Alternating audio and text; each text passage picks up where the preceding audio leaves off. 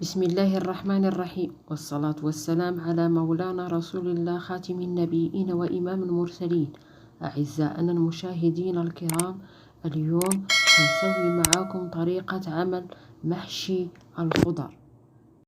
ما نظفنا الخضر وغسلناها مظبوط، نرتبها في قدر الطبخ.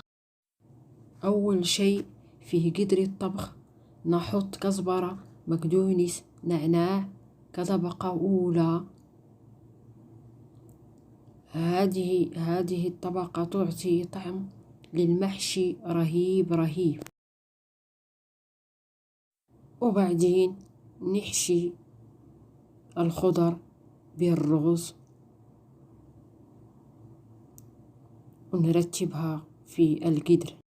عندنا كوسة، بطاطس، باذنجان، بصل، فلفل رومي، طماطم.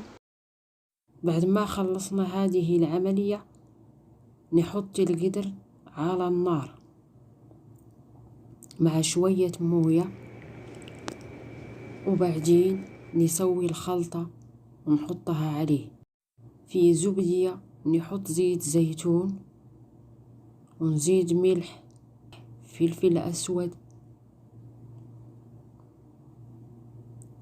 كمون، كزبرة ناشفة، ملح ليمون، مكعب ماجي، معجون طماطم، ونخلط الكل.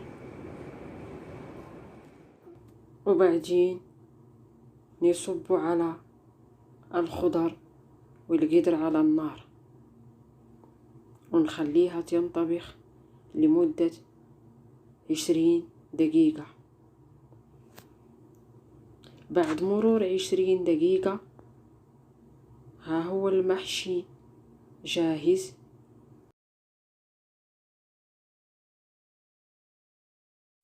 وفي الآخر نغرف في صحن التقديم بألف صحة وعافية.